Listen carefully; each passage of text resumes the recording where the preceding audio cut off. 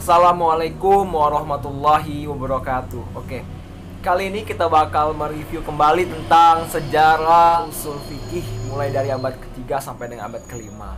Oke, mungkin video ini bakal gue jadiin berpart-part gitu ya, kayak bagian-bagian gitu.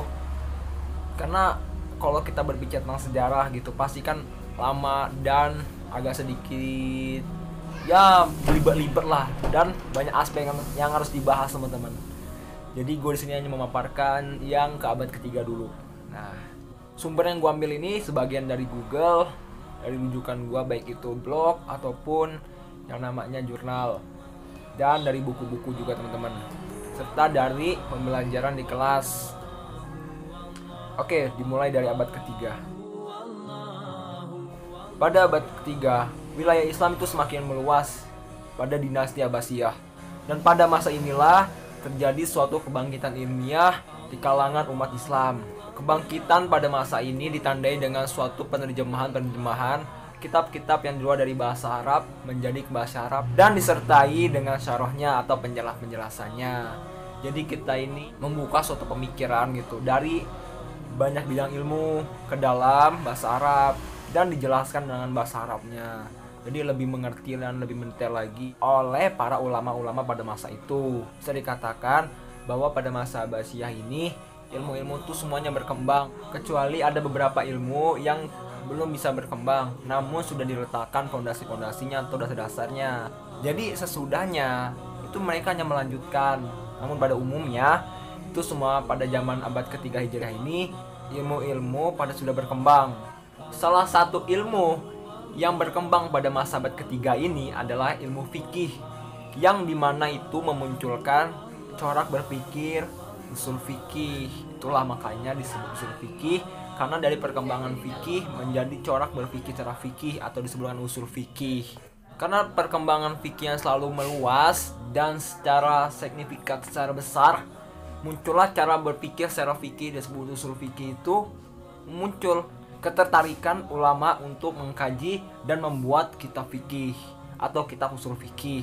Nah, di antara kitab-kitab itu, kitab yang paling populer atau paling yang mendekati standar ulama-ulama dengan kesepakatan ulama itu adalah kitab Ar-Risalah punyanya Imam Syafi'i. Jadi di kitab itu dinilai ulama itu sangat lengkap dan sangat luas pembahasannya, serta dengan metode-metode yang dipenuhi pada masa itu. Namun sebenarnya kitab-kitab pada masa itu kitabnya banyak, apalagi kitab sesudah masa Ar-Risalah itu. Banyak kitab-kitab yang bermunculan dari masing-masing mazhab yang ada pada saat itu. Pada masa Abbasiyah juga atau abad ketiga ini, ilmu-ilmu pada bermunculan seperti ilmu mantik, ilmu filsafat, yang dimana buku-buku mereka ini diadopsi dari luar atau dari luar Arab gitu, Yunani, diterjemahkan ke dalam bahasa Arab beserta penjelasannya. Jadi perkembangan ilmu juga sejalan dengan perkembangan dari yang di luar Arab. Namun tak luput dari itu, penjelasan-penjelasan ilmu yang di luar itu dijelaskan dalam berbahasa Arab. Karena pada abad ketiga ini melonjaknya ilmu pengetahuan dan menjadikan Islam sebagai pusat ilmu pengetahuan. Dan atau bisa dikatakanlah kita hanya memegang ilmu pengetahuan pada masa itu. Nah, disitulah muncul perselisihan.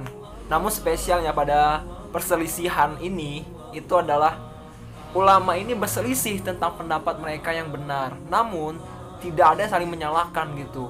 Mereka hanya menguatkan pendapat mereka menjadi pendapat yang bisa diterima oleh publik gitu, oleh masyarakat dan golongan-golongan mereka. Misalnya pendapat Hanafi, mereka mengeluarkan tafsir tentang suatu ayat atau penjelasan dan usul fikihnya tentang golongan Hanafi. Nah, mereka ini berusaha untuk meyakinkan golongan mereka selalu bertambah atau selalu banyak dan mempertahankan golongan mereka. Begitu. Perselisihan ini tidak menjadikan mereka sebagai corak permusuhan atau corak perdebatan segala macam. Namun mereka mengkaji lagi masing-masing karena mereka percaya semua itu tidak ada yang sempurna.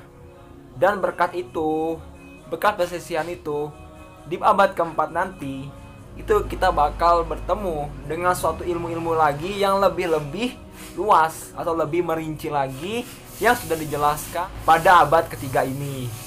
Pokok pembahasan abad ketiga adalah Islam sebagai pintu gerbang ilmu pengetahuan pada masa itu.